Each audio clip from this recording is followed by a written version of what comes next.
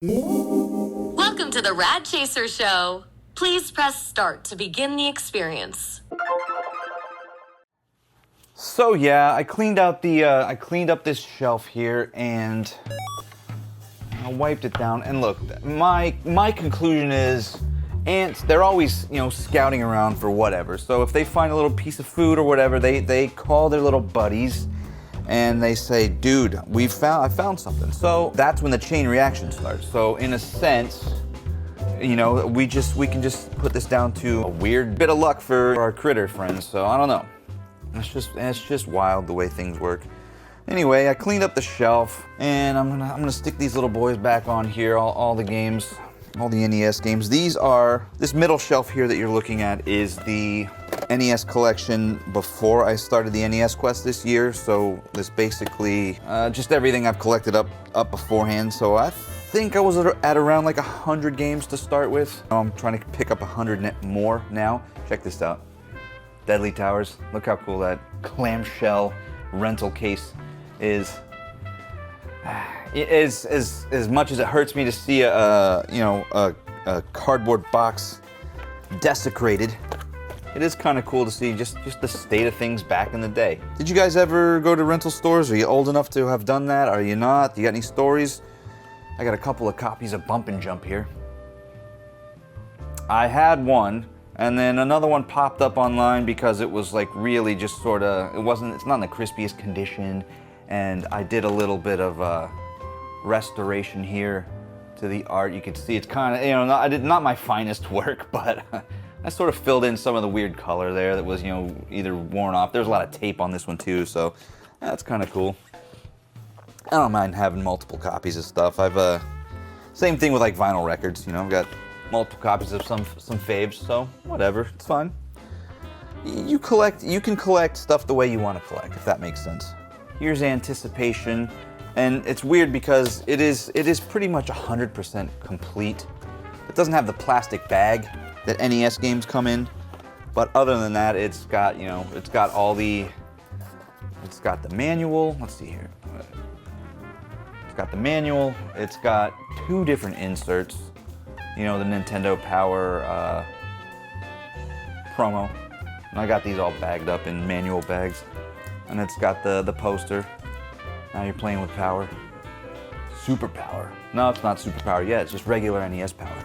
Anyway, so I'm gonna get this little baby boxed up, and then we will get my bagel fix on. I've been eating a lot of carbs lately. I gotta cut it out. I'm actually gonna go get my 3 miles in after I get this wall all set back up. So basically, the game and the styrofoam, it's just gonna go right back in there. I'm not really worried about this happening again. It's just a weird fluke that it happened that way. So what you gonna do? You're gonna keep it moving, and you're gonna keep collecting. You guys collect NES games? Is this an even relevant thing to collect for? I know people, people are into what they're into. NES games are kind of pricey if, you start getting into the complete box. But, you can get loose carts for sure for a decent price. If you find them, if you wait, if you bide your time, you'll find something. I believe in you. Anyway, I'm having a little trouble with this one. Every time you open and close it, there's going to be a little bit of damage done. That's just the nature of, stuff like this. Anyway, all right, back in one piece, and we're gonna go right back into that protection sleeve wherever it's at. Stand by. Here we go. So I'm gonna put it back in the case that I got it from. Now, ants, they do have pheromones, and they leave that little trail behind them, so the other ants can know what's up. I washed this thing off, so we should be good. I will keep an eye on it, but I don't think it's gonna be a problem. I think this was just a weird fluke. You might expect to see something like this happen in an attic type situation, or or a storage space that isn't climate controlled. But I don't know. What do you guys think? Does any of this familiar to you? Has any of this happened to you? I don't know. Let a chaser know. Anyway, all right, on to the next segment.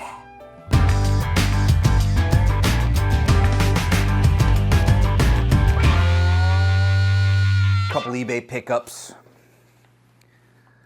This is Metaphor Ray Fantasio. I'm not quite sure how they say it, but I'm gonna say it like a I'm gonna say it's real snobby like. This is Metaphor Re Fantasio. Put out by Atlas. Of course, it's got that highly stylized look. Lots of cool artwork, awesome game mechanics, great music, etc. Cool story. It definitely looks like you're watching a hand-drawn anime in some of these cut sections, which is, ooh, pretty sweet. I had the free digital demo of this on the PS5, and I pretty much got as far as I could on that, and I said to myself, well, once I find the game for a decent price, I'll snag it, and that's exactly what happened recently, and here we go. So I just transferred my save file, back in business, playing a little bit. The gameplay mechanics are a little involved. I kind of have it. You can set things to auto battle, which I'm kind of having fun doing it like that. I'm not trying to scroll through a bunch of menus or pick out battles. You can choose your tactics if you want to show no mercy, etc., including using magic and items, etc. You can go for that, or you can just do regular melee attacks, etc. But I just sort of have it kind of like that, just to cruise through the game. I want to kind of just experience the storyline and not be bogged down by the fights. But I'm excited about this. Metaphor Re Fantasio. Dropped it. Metaphor Re Fantasio. Excellent. I don't know. Another little random pickup, but NES related. This is Ring King, and this is a clamshell box, like a rental case. So this is just the case. It's got the cardboard NES box in there. So pretty bare bones. It fits the NES game. I do have this game loose, so now this will get married together in a segment I like to call Unholy AI Retro Unions. If I ever get around to doing that again. I have quite a few things, manuals and games and boxes that I can marry together, so I could definitely do a little segment on that at some point here.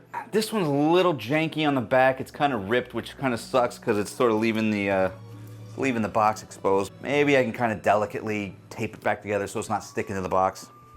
Yeah, we'll see what we can see. No big. Ring King, of course, a boxing game put out by Data East. Pretty cool, nothing crazy. I mean, it's not Punch-Out, but nothing is or ever will be. However, it's a bit of fun. Went to a couple of GameStops recently, and I picked up some Game Informer magazines. If you're a pro member, they are discounted all the way down to 97 cents each, so you can't really mess with that. That said, the last few times I've gone to GameStop and tried to, get a stack of Game Informers, it seems like they have something going on in their system where if you scan it, they need to input the actual issue number. They get some kind of error message, and short story is they can't sell it to you because it hasn't been rung up properly or correctly. I don't know. I made a short about this, and basically, one day I went in to one of these GameStops, and the girl was ringing me out, and she sort of started jotting down an 800 number. She's like, hey, you can call this 800 number, see about getting sorted out, blah, blah, blah, so you can, and she didn't say anywhere during that discourse that I wouldn't be getting some of the magazines that I, brought up to the counter to, purchase. So that was a little bit weird. It was a little bit weird because what am I gonna do with that number? Do you want me to stay in line here and call that number, be on hold, talk to corporate, and then get this sorted out? Should this be on me to handle? What do you guys think? Let me know. Should I be doing GameStop's job for them just so I can get a 97-cent magazine? I would just be like, hey, just take it. Just slide it over and just give it to me. If you can't ring it up, I don't know. What do you think? Am I crazy here? I don't know. I'm casually kind of collecting Game Informer magazines and print media in general, just, as a little side quest. Riding on the coattails of the son of Rad Chaser, so I've been doing that. So let's just run through a couple of them. Hades 2, pretty cool cover. Haven't played the game. Ori and the Will of the Wisps, haven't played it. Super Mario Brothers Wonder, cool as it looks, haven't played it. And Diablo 4, guess what? Haven't played it. I think that just about does it. In terms of the NES quest, getting Wrath of the Black Manta is going to put us at 68 games for the NES quest this year. And you know what that means? Can I get a little bit of fanfare, please?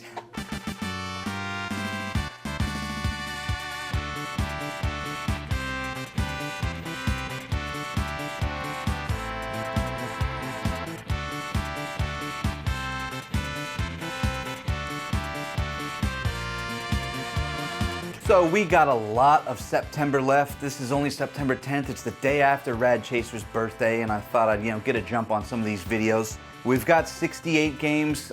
We need to get up to 72 by the end of this month to stay on track, to keep our quotas under check, under control. So that's definitely well within our reach. We've been going slow and steady. We've been winning this race, and I'm gonna see you guys at the end for sure. Maybe we'll finish early, maybe we won't, but what I can tell you is that come Christmas time, we're gonna have 100 more games added to the stack. And that's what we do, because we're chasers. We chase on a budget, we're blue-collar chasers. We find these at the right price, and we get them. There are still games out there that you can get on a budget, so I don't wanna hear any of that nonsense about how retro collecting is too expensive. Don't come up into this house with that, Humpty Bumpy. Retro collecting can still be done even on a budget. Are you gonna get the coolest and best and the heaviest games? No, but are you gonna get some cool games? For sure, you definitely can. So that's gonna do it for this section of the video. We're gonna move on to the next part, which I don't know what it is because I haven't filmed it yet, but let's see what happens. Take it away, guy.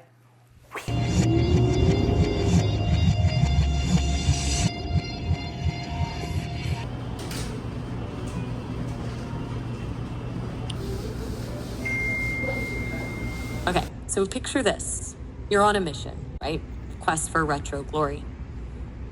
You're heading to the promised land of pixelated treasures, the local game store. But then you're sidetracked, pulled in by a vortex of cuteness. That's Miniso. Seriously, this place is a trip. It's like someone took all the adorable, completely off-brand stuff you'd find in Harajuku and crammed it into a brightly lit box. First thing that hits you is the color. It's a lot, like aggressively cheerful. Not in a bad way, necessarily. It's just a choice. And then the stuff. Oh, the stuff. They've got everything. Random Japanese snacks you've never seen before, some of which may or may not be edible, honestly. Little gadgets you didn't know you needed and now suddenly desperately do. Keychains, phone cases, travel mugs, the list goes on.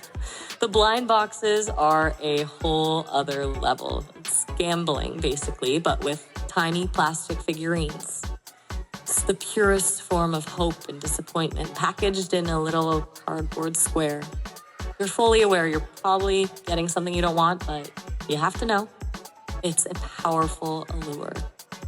It's interesting, though, isn't it? This whole aesthetic. It's very intentionally curated to feel authentic, but it's also very mass-produced. It's like a perfectly crafted illusion of Japanese quirkiness. And honestly, it kind of works.